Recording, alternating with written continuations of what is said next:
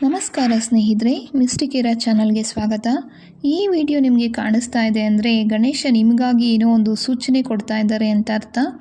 ಇಂದು ಗಣೇಶ ನಿಮಗೆ ಯಾವ ರೀತಿ ಆಶೀರ್ವಾದ ಮಾಡ್ತಾ ಇದ್ದಾರೆ ಮತ್ತು ನಿಮ್ಮ ಜೀವನದಲ್ಲಿ ಏನು ನಡೆಯುತ್ತೆ ಅಂತ ತಿಳಿಸ್ತಾ ಇದ್ದಾರೆ ಅಂತ ಈ ಒಂದು ವಿಡಿಯೋದಲ್ಲಿ ನೋಡೋಣ. ಈ ವಿಡಿಯೋನ ನೀವು ಯಾವಾಗ ನೋಡ್ತಿರೋ ಆ ಸಮಯಕ್ಕೆ ಈ ಒಂದು ಸಂದೇಶ ಅನ್ವಯ ಆಗುತ್ತೆ.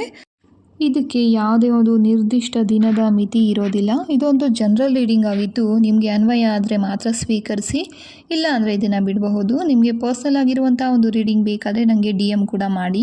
ಈ ಒಂದು ವಿಡಿಯೋ ನಿಮಗೆ ಇಷ್ಟ ಆದರೆ ಲೈಕ್ ಮಾಡಿ, ನಿಮ್ಮ ಸ್ನೇಹಿತರ ಜೊತೆ ಶೇರ್ ಮಾಡಿ. ಇದೇ ರೀತಿ ಇನ್ನಷ್ಟು ಆಧ್ಯಾತ್ಮಿಕ ಸಂದೇಶಗಳು ಮತ್ತು ಪರಿಹಾರಗಳನ್ನು ಬೇಕು ಅನ್ನೋದಾದರೆ ನನ್ನ ಪ್ರೊಫೈಲನ್ನು ಫಾಲೋ ಮಾಡಿ. ಈಗ ಕ್ಷಣಕಾಲ ಕಣ್ಣು ಮುಚ್ಚಿ ನಿಮ್ಮ ಮನಸ್ಸನ್ನು ಶಾಂತವಾಗಿಟ್ಕೊಳ್ಳಿ. ಒಂದು 3 ಬಾರಿ ದೀರ್ಘವಾದ ಉಸಿರನ್ನು ತಗೊಂಡು ನಿಮ್ಮ ಇಷ್ಟ ದೈವ ಗಣೇಶ ಆಗಿದ್ದರೆ ಗಣೇಶನನ್ನು ಅಥವಾ ಬೇರೆ ಯಾವುದೇ ದೇವರು ದೇವಿ ಆದರೂ ಪರವಾಗಿಲ್ಲ, ಮನಸ್ಸಿನಲ್ಲಿ ನೆನಪು ಮಾಡಿಕೊಂಡು ಭಕ್ತಿಯಿಂದ ಪ್ರಾರ್ಥನೆಯನ್ನು ಮಾಡ್ಕೊಳ್ಳಿ, ಎಲ್ಲನೂ ಒಳ್ಳೆಯದೇ ಆಗಲಿ ಅಂತ. ಈಗ ನಾನಿಲ್ಲಿ 3 ಕಾರ್ಡ್ಗಳ ಆಯ್ಕೆಯನ್ನು ಕೊಡ್ತಾ ಇದ್ದೀನಿ. ಈ 3ರಲ್ಲಿ ನಿಮ್ಮ ಅಂತರಾತ್ಮ ಯಾವ ಒಂದು ಕಾರ್ಡನ್ನು ಹೇಳುತ್ತೆ ಆ ಕಾರ್ಡನ್ನು ಆಯ್ಕೆ ಮಾಡ್ಕೊಳ್ಳಿ. ಮೊದಲನೇ ಕಾರ್ಡನ್ನು ಯಾರು ಆಯ್ಕೆ ಮಾಡ್ಕೊಂಡಿದ್ದೀರಾ ಅವರಿಗಾಗಿ. ನೀವು ಯಾವಾಗಲೂ ಕೂಡ ಬೇರೆಯವ್ರ ಬಗ್ಗೆನೇ ಕಾಳಜಿ ಮಾಡ್ತಿರ್ತೀರ. ಫ್ಯಾಮಿಲಿಯವರಾಗಿರ್ಬೋದು, ಫ್ರೆಂಡ್ಸ್ ಆಗಿರ್ಬೋದು, ಈ ರೀತಿ ಬೇರೆಯವ್ರ ಬಗ್ಗೆ ಗಮನ ಕೊಡೋದನ್ನು ಸ್ವಲ್ಪ ಕಡಿಮೆ ಮಾಡ್ಕೊಳ್ಳಿ. ನಿಮ್ಮ ಬಗ್ಗೆ ನೀವು ಹೆಚ್ಚು ಗಮನ ಕೊಟ್ಕೊಳ್ಳಿ. ನಿಮಗೆ ಆಗಿ ನೀವು ಸ್ವಲ್ಪ ಸಮಯ, ಶಕ್ತಿ, ಪ್ರೀತಿ ಎಲ್ಲವನ್ನು ಕೊಡಿ. ಅದನ್ನು ಕೊಟ್ಟಾಗ ನಿಮ್ಮಲ್ಲಿರುವಂಥ ಒಂದು ಖಾಲಿತನ ಆಗಿರ್ಬೋದು, ಟಯರ್ಡ್ನೆಸ್ ಆಗಿರ್ಬೋದು ಕಡಿಮೆ ಆಗುತ್ತೆ.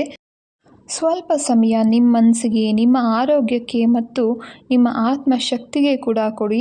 ಆಗ ಮಾತ್ರ ನಿಮ್ಮನ್ನು ನೀವು ಸಮತೋಲನದಲ್ಲಿ ಇಟ್ಕೊಳ್ಳೋಕ್ಕೆ ಸಾಧ್ಯ, ಬೇರೆಯವ್ರಿಗೆ ಕೂಡ ಸಹಾಯ ಮಾಡಲಿಕ್ಕೆ ಸಾಧ್ಯ. 3ನೇ ಕಾರ್ಡನ್ನು ಯಾರು ಆಯ್ಕೆ ಮಾಡ್ಕೊಂಡಿದ್ದೀರಾ ಅವರಿಗೆ ಗಣೇಶ ಹೇಳ್ತಾ ಇದ್ದಾರೆ, ಯಾವುದೋ ಒಂದು ತಪ್ಪು ನಿರ್ಧಾರವನ್ನು ತೊಗೊಂಡಿದ್ದೀರಾ, ಯಾರ ಬಗ್ಗೆನೂ ನೀವು ಮಿಸ್ಅಂಡರ್ಸ್ಟ್ಯಾಂಡಿಂಗ್ ಮಾಡ್ಕೊಂಡಿದ್ದೀರಾ. ಅದನ್ನು ಪೂರ್ತಿಯಾಗಿ ಅರ್ಥ ಮಾಡ್ಕೊಳ್ಳದೆ ಯಾವತ್ತೂ ಕೂಡ ಡಿಸಿಷನ್ ತೊಗೊಬೇಡಿ, ಅರ್ಜೆಂಟಲ್ಲಿ ಯಾವತ್ತೂ ಡಿಸಿಷನ್ ತೊಗೊಳ್ಬೇಡಿ ಅಂತ ಹೇಳ್ತಿದ್ದಾರೆ.